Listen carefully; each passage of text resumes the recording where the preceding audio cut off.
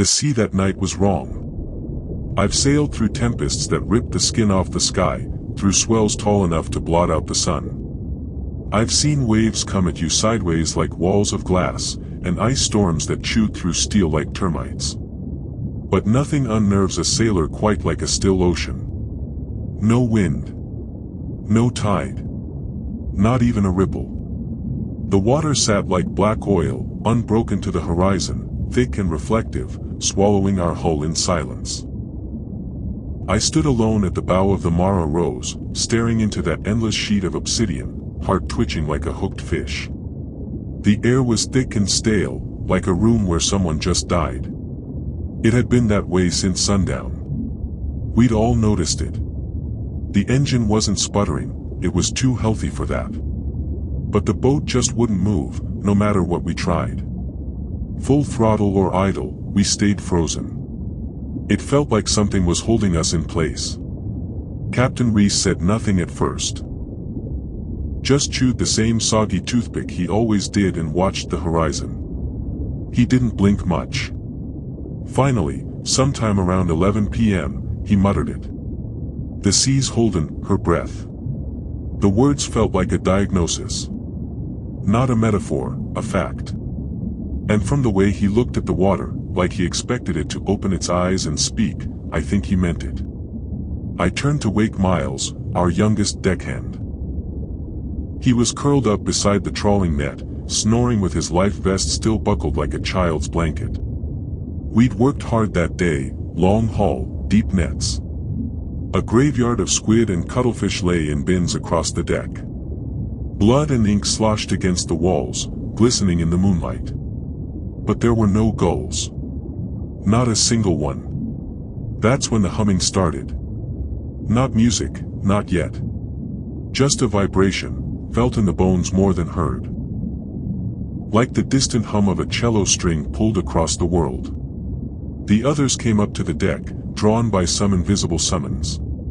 Derek. Jonah.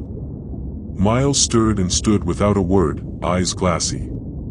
Even Reese stopped chewing and turned toward the sea. "Hear that?" Derek asked. His voice was brittle, like he was afraid to break the silence. We all nodded. And then it began. The first note. Like a voice made of honey and glass. Soft. Aching. Gentle as a mother's hum.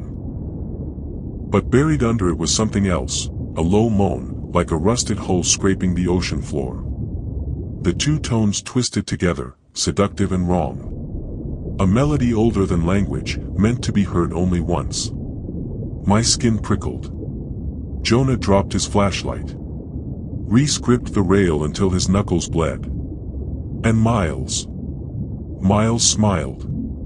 His mouth moved in sync with the notes, like he knew the lyrics even though none existed. He took one step forward. Then another. "Let me know if you'd like me to continue straight into the expanded part 2, the song, and I'll keep going in long, immersive stretches." Miles was the first to fall. I remember the way his eyes glazed over, how his smile stretched too wide, like his face was cracking. He wasn't speaking. No words. Just that endless smile, frozen in place, like a mask. "Guys, she's here," he said, voice barely a whisper but trembling like a leaf caught in a storm. We tried to shake him, shout at him, drag him back. He resisted like a sleepwalker tethered to a nightmare. His fingers slid through our grasp, cold as seaweed. "Don't listen," I told him, but the song had already woven into his bones. Into all of us. Then he stepped forward, slow and steady, toward the railing. Reese cursed and lunged, grabbing him by the collar. But Miles slipped free and fell overboard before anyone could stop him. The water swallowed him in one smooth gulp. We stared, stunned, unable to move. Then came the scream. Not Miles's. Something else. I peered over the edge. Just below the surface was a woman. No. Not a woman. A creature.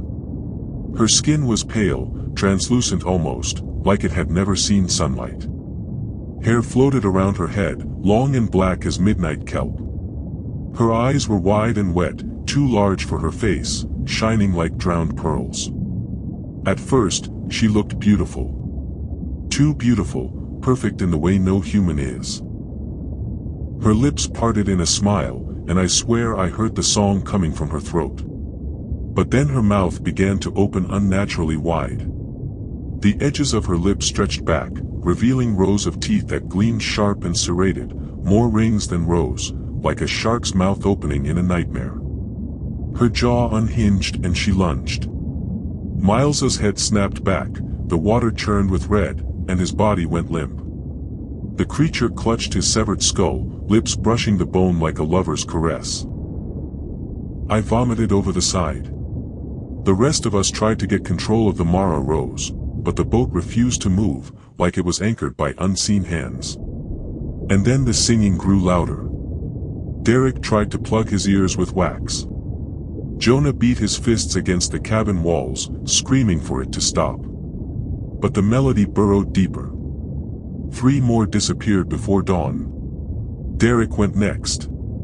He dove headfirst into the sea, chasing the sound. We lit him with flashlights, calling for him to stop. But the sirens came to meet him. I saw them in the murky water, 5 of them. Their faces, at first, were breathtaking, ethereal and flawless.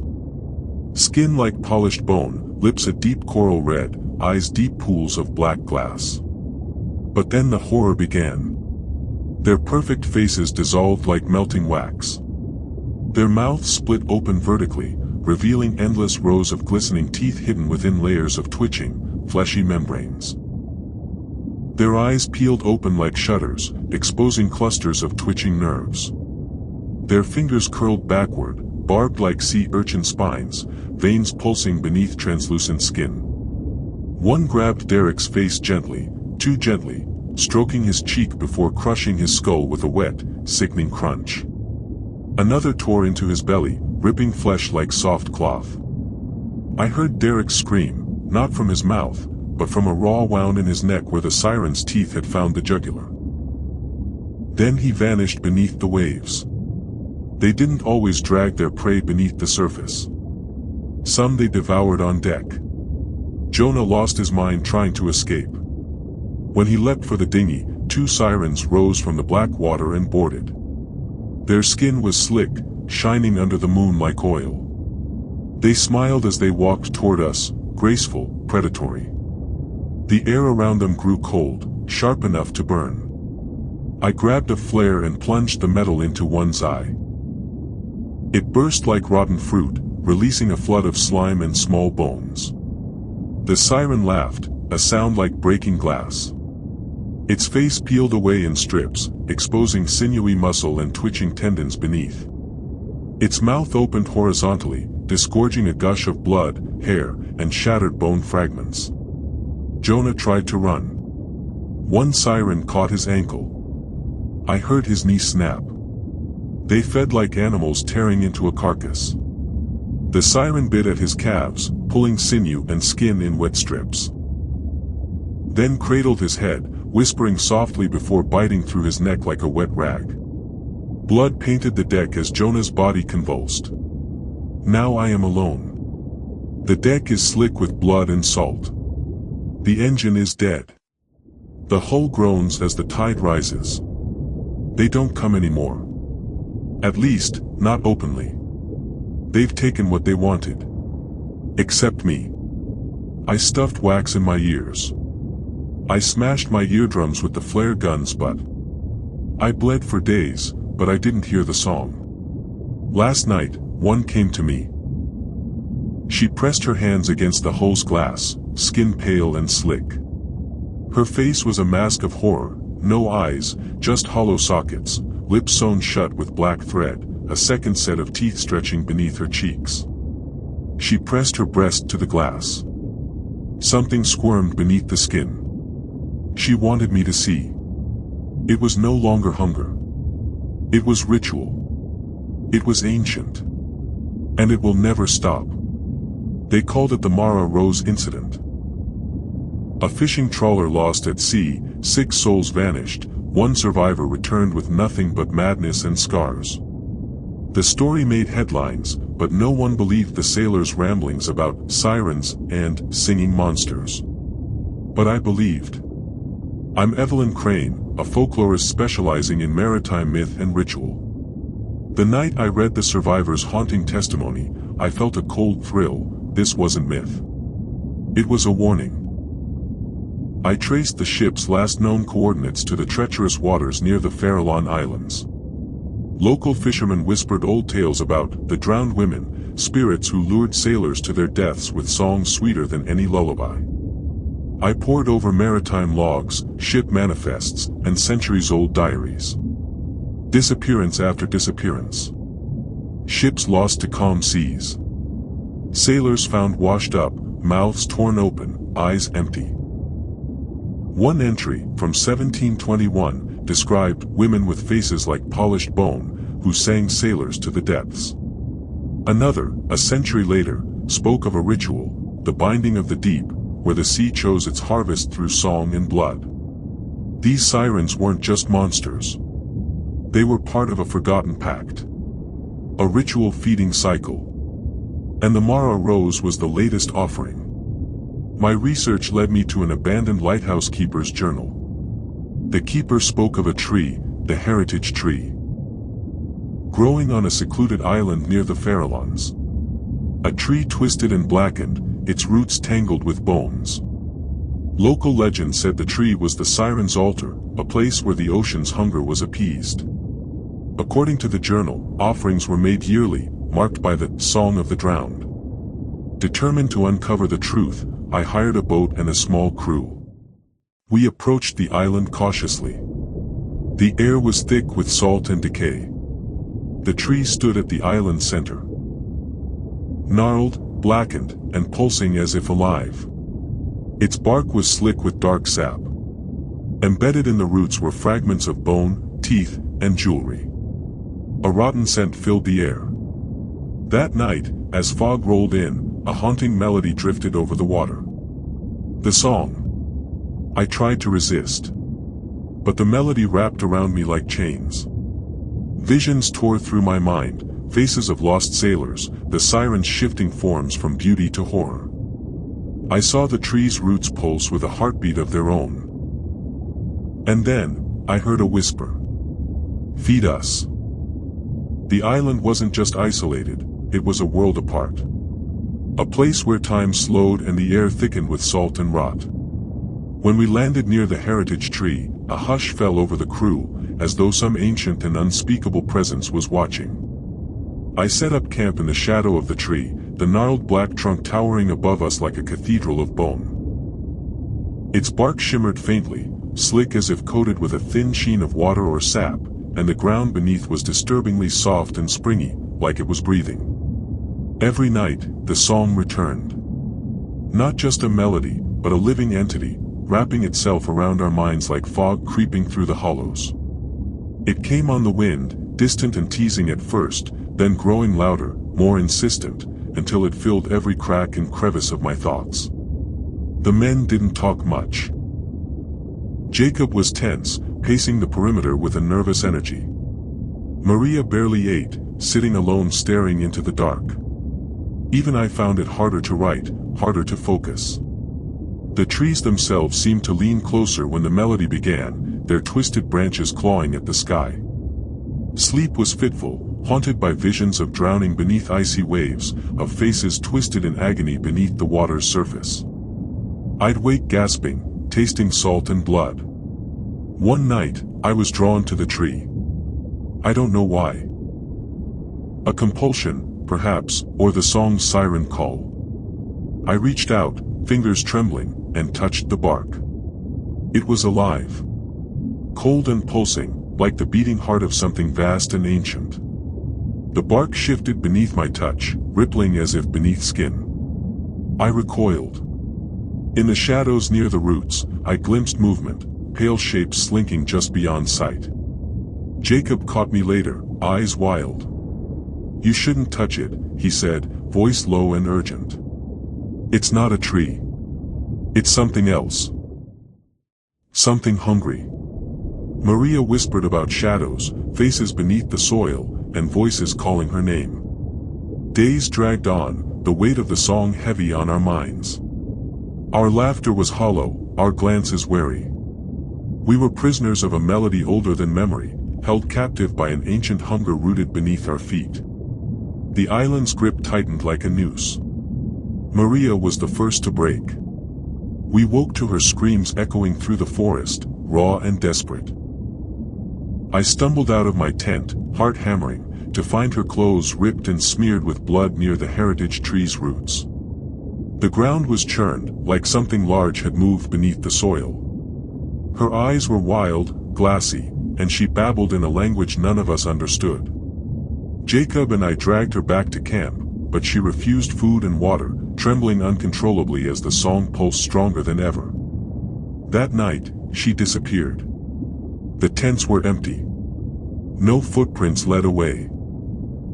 Only the distant echo of a haunting melody. We searched, calling her name, but the forest swallowed our voices.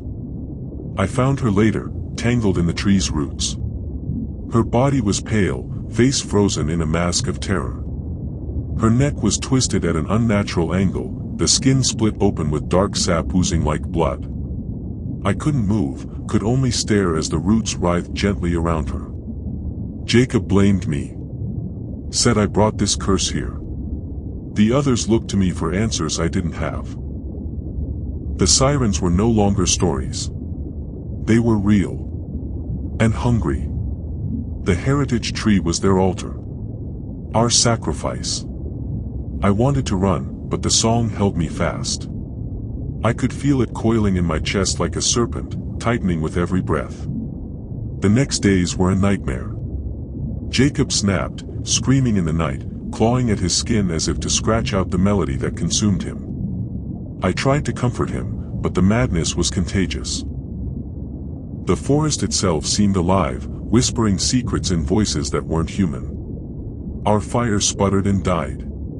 The sky turned a sickly gray. And the roots beneath the tree pulsed with life and death intertwined. The offering had begun. The air had turned rancid. A choking mixture of salt, rot, and something far worse, the stench of decay that clung to the heritage tree like a shroud. Night after night, the siren's song invaded our dreams and waking thoughts alike. It no longer sang of lullabies or sweet promises. It screamed. It demanded. Jacob's mind snapped first. One evening, after we'd failed again to catch a single fish, he staggered out of the campfire circle, eyes glassy, lips trembling as the song crawled inside him like a living thing. He fell to his knees beneath the twisted branches, hands clawing at the gnarled roots, whispering prayers to a god no one understood. "Feed us," he hissed. "Feed us," the others watched in silence. Fear hung thick like a fog. I wanted to stop him. But I couldn't move. The siren's melody had wrapped around my soul, a heavy chain I couldn't break. Then the screaming began. Jacob convulsed, biting his own flesh in wild, frenzied bursts, drawing blood that spilled onto the mossy ground, mixing with the black sap dripping from the tree. His skin tore in ragged ribbons, and still, he screamed in a language that wasn't human. The roots surged forward, like living serpents. They snaked around his legs, pulling him toward the tree's base. I ran, tried to help, but the soil broke apart beneath my feet, swallowing him whole with a sickening squelch. Jacob disappeared into the earth. The last thing I saw was his twisted face, mouth split wide as the roots closed over him. Maria's screams echoed behind me. She was dragged by invisible hands into the shadows. Her blood stained the moss, a trail of red leading into the depths of the forest. I stumbled back to camp, heart pounding, hands trembling. The others were gone. Only I remained. The sky cracked open with thunder. Lightning revealed the tree's true form, a monstrous mass of writhing roots, thick tendrils pulsing like veins, covered in slick, pulsating flesh. Eyes opened in the bark, black, oily, staring. The sirens were not just predators. They were extensions of the tree itself. Living branches of an ancient, unholy organism. And I was its next meal. I tried to flee, but the ground shifted. The roots rose like arms, grabbing my ankles. Sharp thorns pierced my skin. I screamed as I was dragged toward the pulsating trunk. The last thing I saw before darkness claimed me was the twisted smile of a siren, her skin melting away to reveal rows of jagged teeth, dripping with blood and brine. I didn't know how long I ran, hours, days, through the choking thicket, lungs burning, skin torn by thorn and branch. The siren's song pursued me relentlessly, a cruel echo in the fog-laden air, dragging my mind toward madness with every step. Behind me, the forest seemed to pulse with unnatural life. Roots writhed beneath the soil like snakes, eyes glimmering where none should have been. Branches bent low, clawing at my clothes and flesh as if trying to pull me back. The smell of rot thickened, mingled with coppery blood and the acrid scent of salt. My hands were raw, scraped from the sharp underbrush, but I didn't care. Only one thought burned through the panic: survive. I stumbled onto a jagged cliff overlooking the sea. The waves crashed below like thunder, furious and dark. The moonlight reflected off the black water, revealing shapes beneath the surface. They twisted and writhed, faces, hands, bodies pulled beneath by unseen hands. The sirens. Waiting. Watching. I collapsed on the jagged rocks, chest heaving, tears mingling with the salt spray on my skin. Behind me, the island seemed to breathe, the twisted heritage tree looming like a grotesque sentinel. I tried to scream, but only hoarse whispers escaped. I pulled from my pocket the scraps of paper, the journals, my notes, the only proof of the nightmare I had survived. My hands shook as I scrawled a final warning: the sirens are real. The tree is alive. They hunger. Do not come here. But the song wouldn't let me rest. Whispers slithered through the night. Feed us, feed us. I knew then that I was marked. That I carried a part of their curse with me.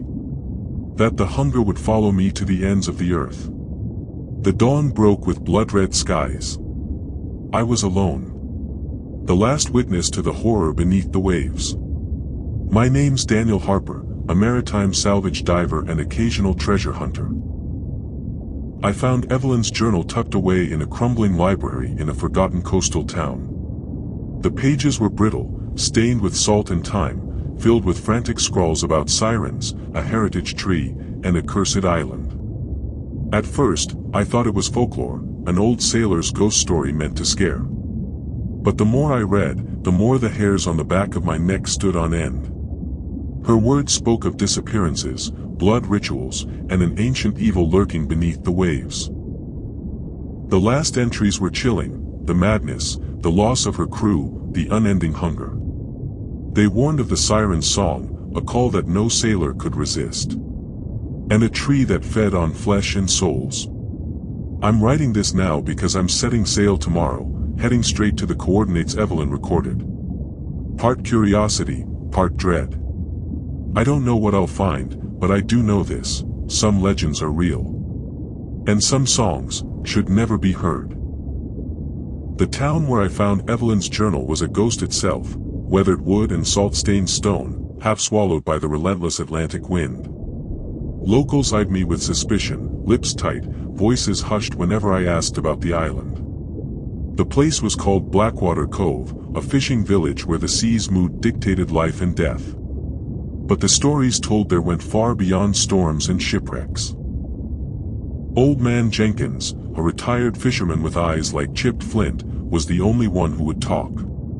His voice was cracked, haunted. "You're chasing ghosts, son," he warned. "That island, Heritage Isle, we call it, swallows men whole. They go in search of treasure or wonder, but the sea takes them, or worse." "What's worse?" I pressed. He leaned in, low and grim. "The songs. The women. Beautiful, but they're not women at all.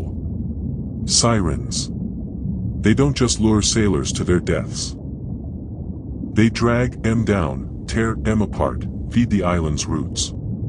The tree there, it ain't natural. It grows on suffering. That night, I pored over Evelyn's notes again. She described the sirens' transformations with a cruel beauty, how their faces shifted from angelic to grotesque, flesh melting into razor teeth and serpentine limbs.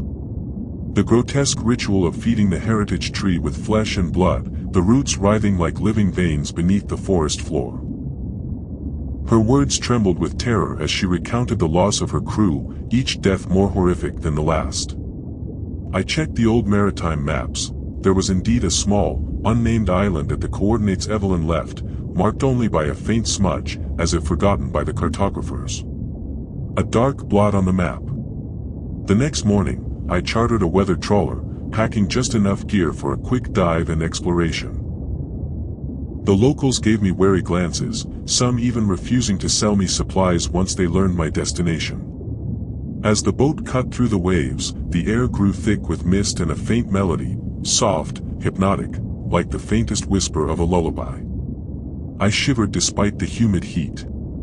Hours later, the island emerged from the fog, blackened trees clawing skyward, twisted shapes wrapped around a massive, grotesque trunk. The air smelled of brine and decay, thick enough to taste. I anchored and stepped onto the shore, heart pounding. Every instinct screamed to flee, but curiosity chained me to the spot. Around the tree, the ground was soft and pulsing, as if alive. Vines moved with a slow, unnatural rhythm. I heard it then, the song, rising in volume, seductive and terrible. I found remnants of old camps, torn clothes, rusted tools, bones gnawed clean. The signs were unmistakable. I wasn't the first to come here. And I might not be the last. The siren song didn't just echo around the island, it seeped into my bones, a slow poison I couldn't shake. At first, it was a distant hum, like the murmur of waves against the hull. But as I moved closer to the heritage tree, it grew louder, more insistent. A melodic thread weaving through my thoughts, tightening with every breath. Sleep became impossible. My dreams twisted into nightmares, faces emerging from the water, mouths splitting wide with jagged teeth, eyes burning like coals.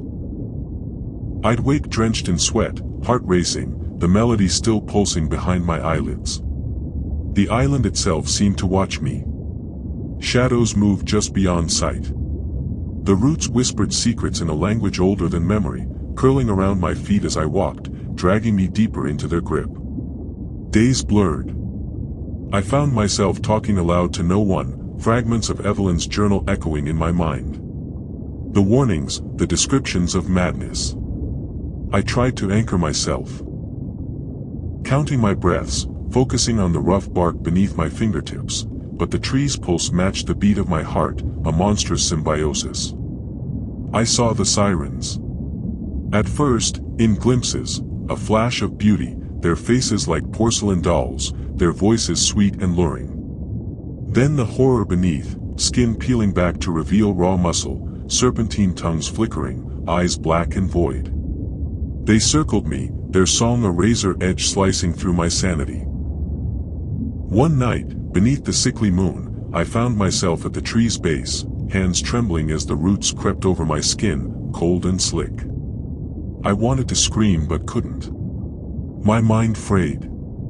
I was no longer sure where I ended, and the island began. Whispers filled my head, voices calling me to join the feast, to surrender to the hunger.